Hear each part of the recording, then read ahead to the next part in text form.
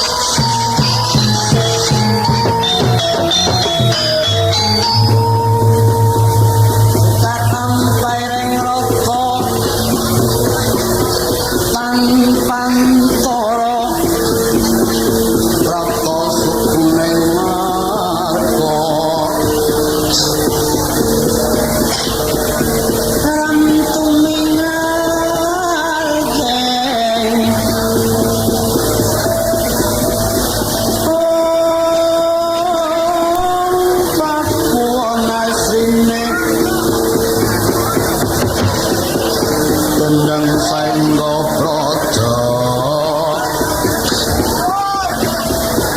yang kang pratangga pusekan kawatya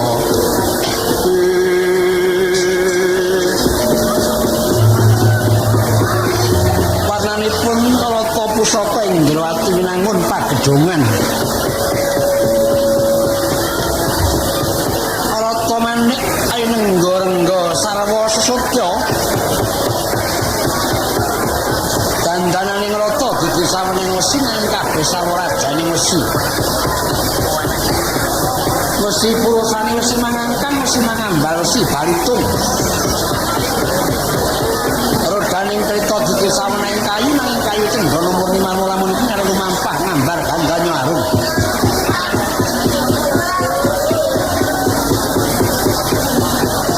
punan reka kentara wis nasikan puja tatu udaraning daran tatu papat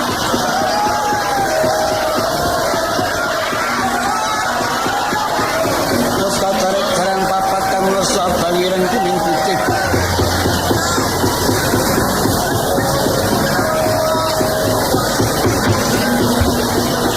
daran abang saka jagat kulon paringane Sang Hyang Brahma ingkang awasta Kyai Obro Puspa daya panguwasane bisa lumebing geni ora bisa kobong darane ing saka jagat kidul paringaning Bathara Sambu kang awasta Kyai Cipta Loha daya panguwasane bisa mbles bumi ngayomi kontoro wangi jalan kuning saka jagat wetan keparinge Sang Hyang Basutyana kang awasta Kyai Sonya Sakti daya panguwasane bisa lumaku ana dhuwuring banyu daran putih saka jagat lor paringaning Sang Hyang Wisnu kang awasta Kyai Sukanta daya panguwasane bisa mabur apa ta busananing kudu apus buntut pusparaga papak balu juleka menekan Rindo jenar sak tebah jembare sinten ta ing tengah sangit rata tuhu punika Sang Musti Kengrat kekalih Narendra Indrawati lan ingkang Rata-nata Mandura Prabu Baladewa Putri Satata lenggah ngasmitani abdi kenek kusir kang wis perdandan Cala Dewa Kusir Taruna kang didadongan rangkaing rata dipinampi sasentaning Prabu Gustine padha sakala nyeblake sambuk ninggal kendalining kuda sumeblaing sambuk yen jejeg kaya tedher mentelung kaya kluwung mubat mabit kang temepi ninggal kok antaning kuda daran kirit kulun jegrit buntut dalan tar mripat pendelik wetenge mlendung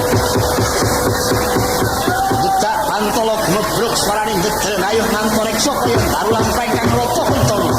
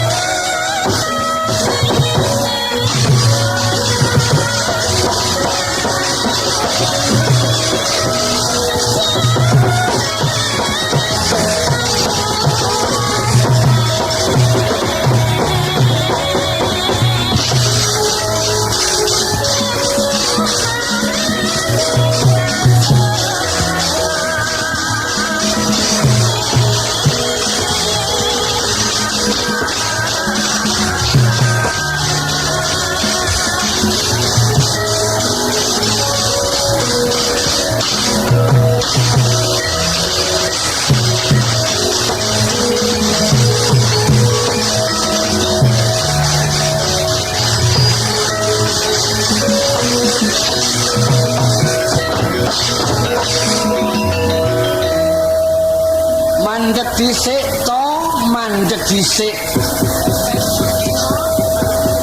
kula bali aku liwat kene ning ora kaya sepisan iki dalane kok wis beda karo padatan.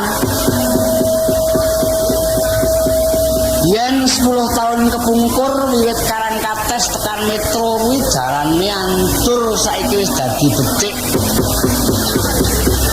Ora maido zaman pembangunan kang wajib menggalihake perkara pembangunan ora ngomongake bangunan gedhong nang sarta omah-omah kalebu dalanan jiwa mental manungsa kok dibangun. Nyatane wis gumelar lan wis ana buktine saya mangembang ngrembaka ananing pembangunan negara. Dalan-dalan wis gasik Raden luwih-luwih bareng tekan desa. Sore mau lah ku goleki bingung. Anggere wong tak takoni pundi mriki sing dipun wastani dusun Jati Geru, mboten enten sing ngertos.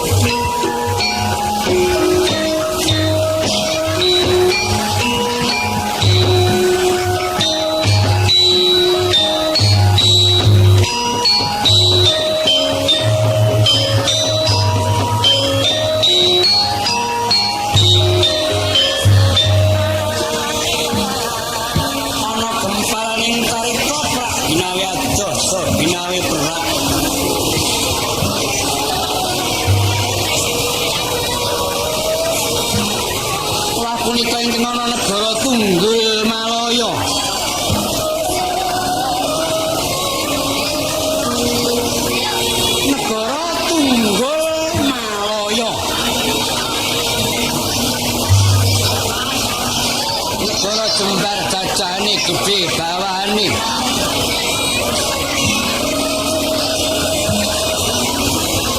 Sinten ta ingkang nangganing kono tuh punika ingkang jejuluk Prabu Sakti Jaya.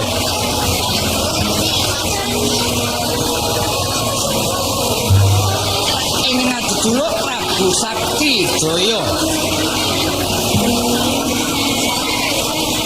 Maksimu dawa jemeneng Narendra dasar kaprawirane linangkung.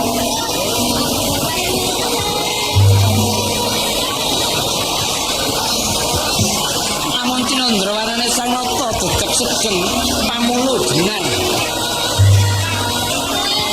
Gumbala lemetan katingal inget pasmone. Dasari nenggoing busana kang sarwa sesotya. Marmolamun pinandeng yayak musna pinegepake.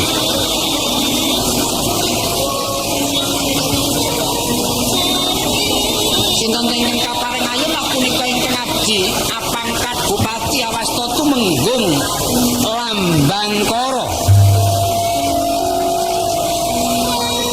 Ing Awasta Tumenggung Lambangkara titaing dewa kang sifat raksasa sarila bunga luhur pindha perbata.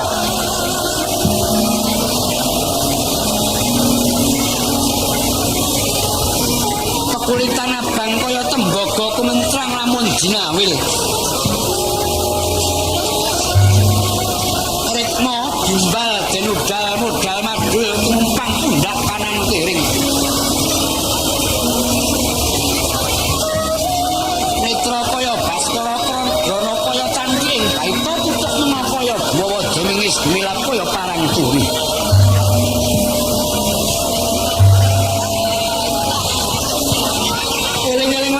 Sasa yang petak kaya gelap yen wahing kaya geluduk. Sanipun Tumenggung Lambangkara nganti para wadyabala menungsa raksasa batingah berdiwak. Kang munggih madyaning alun-alun akeh para raksasa kang samya gladen perang. Ana saweneh buta kang umbul watu bilang sak gerdu gedene. Kelap-kelap tibane tinampan bathuk turu dadi swalang-malang. Ana buta kang sumping pring sejapur. Ana saweneh buta kang nganggo sabuk ula welang. Ana ingkang buta kang nganggo gelang ula weling. Ana buta kang sogok-sogok untu nganggo linggis.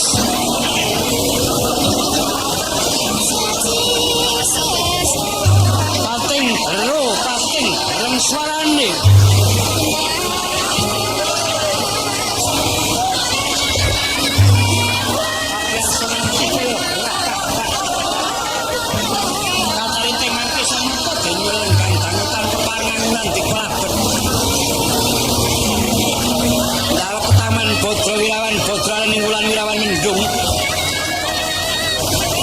Gunung Penggalih donya dereng atut kalenipun garwa Prameswari Dewi Mustikawati.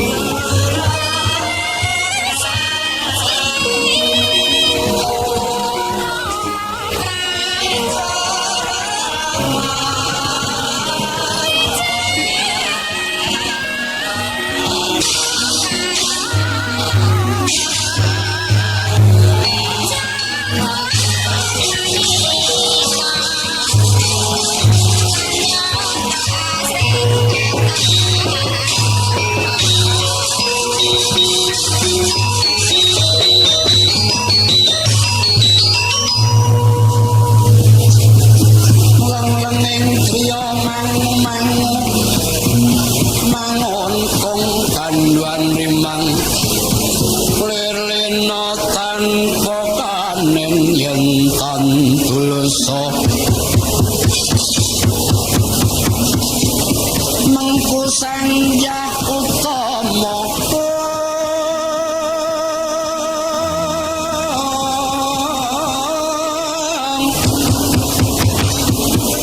sang nata muda wis ngrapo sang nata muda wis ngrapo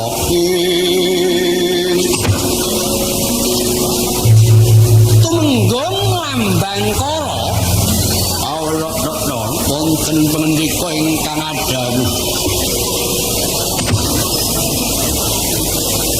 apa sababe dening nggonku miyos siniwaka beda lan padatan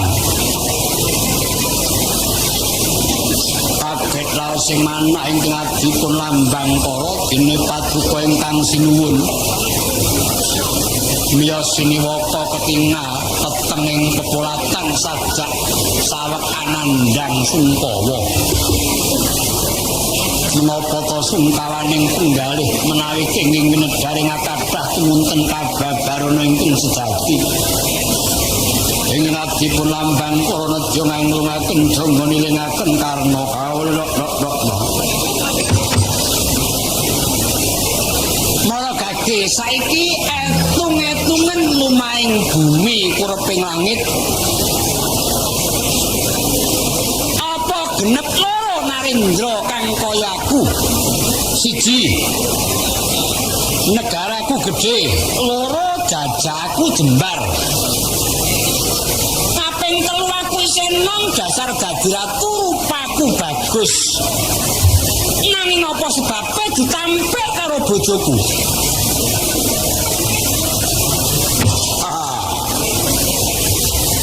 wah lah menawi perkawis kekulawargan kula mboten wani campur yang bebutuhan menika perkawisipun ingkang nandhang menawi kula ngangke ngantos cawe-cawe boten wurung kula ingkang nandhang klepatan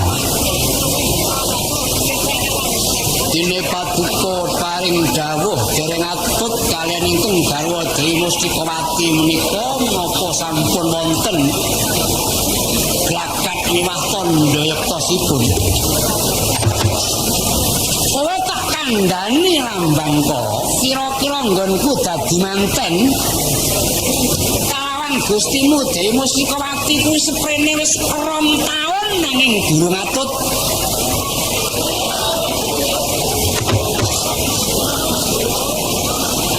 senawung meneh yen senawunga sesenggolan maneh yen sesenggolana cara-carane wong bebodohan aku iki disawang wae durung tau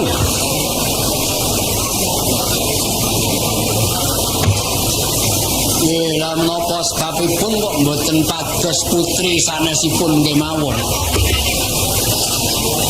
yen nganti aku murung anggarwa Dewi Mustikawati kaplalah aku tekaning pati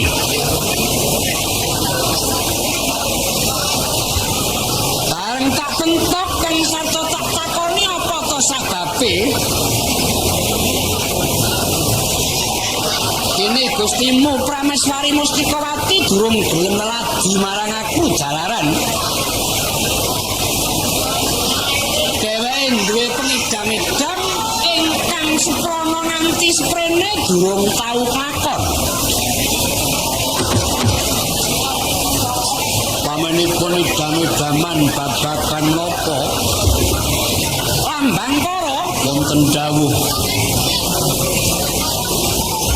kaya grantang penangise Gustimu Mustikawati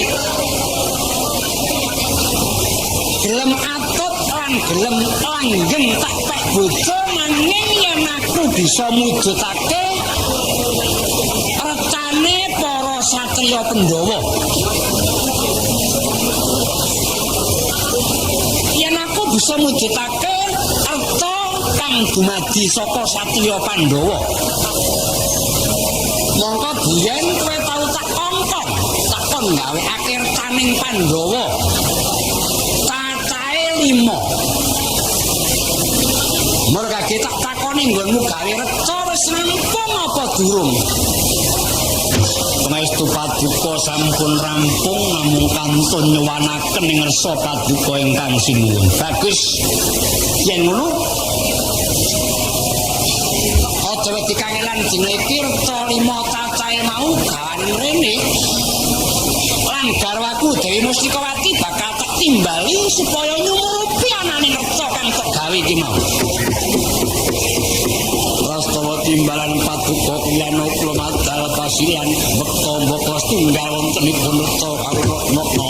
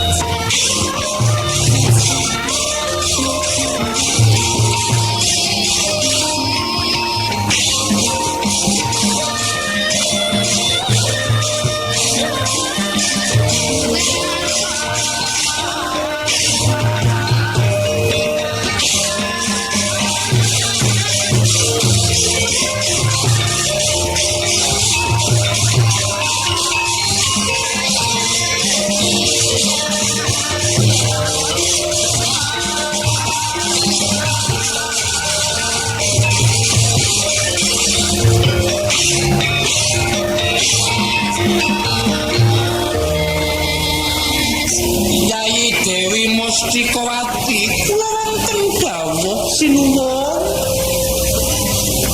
Arta kang tok jaluk diingini wis dadi iku gaweane Lambangkara.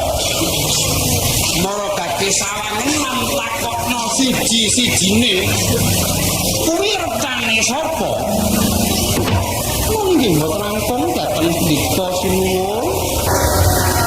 Lambangkara ya Raden Ayu wonten pandika ing tengah dawuh. Arta sing arep dhewe iki kok nganggo gelung keling. Kuwi pepetane sapa? Menika Narendra Ngamarta jejuluk Prabu Puntadewa. Ing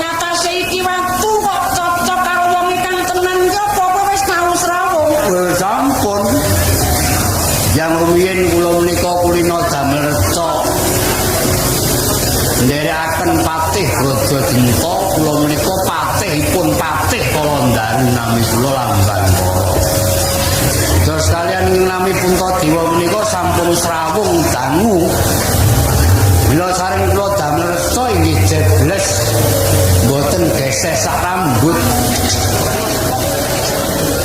Banjur sing gedhe dhuwur nganggo tukul kuwi retane sapa? Menika recanipun satriya ngunggul pawenang ingkang kasih Raden Werkudara. Menika tiyangipun nggih kados recanipun menika ageng inggil gadah pusaka kuku Pancanaka landhepe 7 penyukur dawane 7,5 depa.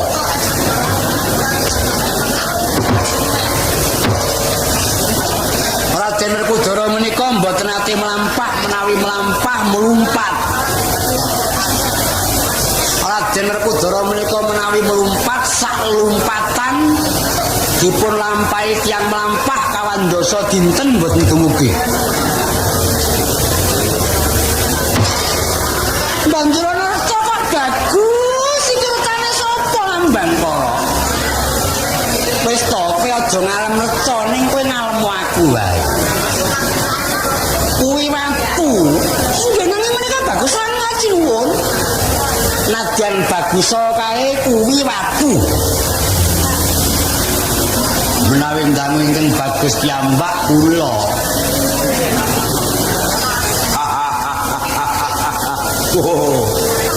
Menika to ing wonten tengah menika. Menika satriya ing Madukara kekasihipun Raden Janaka niki bojone akeh banget. Bojone sing resmi mawon 7. Dereng sing ting slempit. Garwane Raden Janaka niku garwa sepuh putri saking Ndrawati Dewi Wara Sumbadra.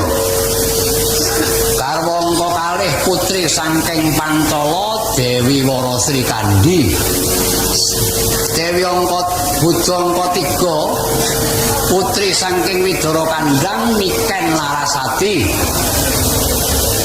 Garwa angka 5 putri saking Pertapan Yasarata Dewi Ulupi. Garwa ingkang angka gangsal putri saking Tasik Madu Dewi Sulastri. Garwa ingkang angka 6 putri saking Sriwedari Dewi Gondowati. Garwa angka 7 lare saking Kepanjen naminipun Sariyemnun. Mboten wonten menika bojo kula sanes bojone Janaka. Ning nadyan bojone pirang-pirang upama kuwi upama ngono aku. Ayo, fair ngopo? Aja gawe trataping atiku. Kuwi mung matu. Banjur ana satira kembar kan ana mburimu kae sapa Lambang Kara? Biyuh penese le kemanyek. Munggo aku ndek bojo kaya ngono rong dina ya omahku kobong. Mesti ra iso turu. Wong wadon watake kaya ngono iki dila-dila ninggal lunga sing lanang. Kuwi wetone mesti ketemu 36. Weton kok 36 kuwi ora weton demit apa ning. Nggih. Raden Ayu ndangu niki erta sak kembaran niki Kacang Sumendhe tuwin marujuning Pandhawa. Satriya ing Sawojajar Raden Angkula tuwin satriya ing Bumiratawu Raden Sediwa. Niki satriya kembar rupa, kembar swara, kembar solah gawa. Ngerti watake siji-sijine wah ngertos jam kula menika sampun tepang. Tepang kula kalian para Pandhawa menika wiwit kula nyambut damel wonten Karang Kades ngantos sepriki dados nggih sampun radi dangu. Pandhawa menika watakipun benten-benten. Ingkang nami Prabu Puntadewa menika kondhangipun gethihe wae putih. Menika gadah pusaka naminipun Jimat Trimasada. Watakipun lega lila samubarang sapa wae dijaluk diwenehake. Bandane dijaluk sinten kemawon diwenehake, aja meneh bondo bojone diwenehake. Aja meneh bojone yen perlu nyawane niki dijaluk sinten men diwenehake. Niki watake Prabu Puntadewa. Wis aja gumun, ki mung ngerca, ya. Aja gumun. Kowe gumuna karo aku. Nang lek nggih mboten wonten jamalimrahipun. Karo aku kok disujanake ki indah-indah karo menungso. Lah ya ning rasamu kuwi ngerontok atiku wong manis. Weh lah kaya ngene rasane wong duwe bojo bocah. Ayo umure wis barakan. Aku ngepek Mustikawati iki padha karo ndi bojo anakku mbarep. Saka tak toroki Rajagana kang ora sithik wekasan dadi bojo ning ora dadi ngopo entek ing bondo waton kowe atut karo aku. Banjur watake sing jeneng Werkudara. Wah, lha niki pun yen kaku kena nggo teken. Yen lemes kena dienggo tali. Niki yen muni iya ya iya, muni ora ya ora. Niki garwane kalih. Garwane loro. Garwane kalih, garwa sepuh putri saking Kebumen. Kebumen. Payangan Sabta Bumi. Putranipun Bathara Anantaboga ingkang bebisik Bathari Nagagini. Menika peputra setunggal mijil kakung kekasih Raden Antareja menika saged ambles bumi. Banjur garwa sing angka loro. Garwa angka kalih putri saking Pringgondani ingkang sesilih Dewi Arimbi. Menika peputra setunggal kekasih Raden Gatotkaca. Raden Gatotkaca menika satriya babaran Tinjomaya mila gegirisi. Ingkang sami ngundhangaken satriya Pringgondani. Jenggureng ora medeni brengos dawa mriyayeni otot kawat balung sapi. Balung mesi kok sapi. Banjur matake sing jeneng Janaka, wis aja takon mataking Janaka, takono matakku wae. Wah, lha niki mboten kenging komis. Raden Janaka niku wateke 3 perkara. 1. Duwe watak wiku haldaka, senengane meguru turut gunung. 2. Duwe watak payu kati ubing rana, ora kena mambu sumbar. Ping 3, duwe watak wanita dinalu krama yen enten wanita kang ayu rupane ana ngendi nggone digoleki ajeng dipek bojo niku watake Janaka. Mlen golek ilungane Janaka niku mung 3 perkara, nek ora lunga tapa ya perang, nek ora perang ya golek bojo. Upamane aku piye? Wis to, kok dadi dibatenake iki kepiye to? Sinuwun. Piye Mustikawati rak wis marem to? Ayo. Tak mbantinde tak pondho manjing jroning tilamrum yayi. Tak bantali tangan tak sarekake ing kasur sutra tunda sanga. Kula mboten badhe swala menapa kepareng paduka ingkang sinuwun nanging kula gadah penyuwun malih.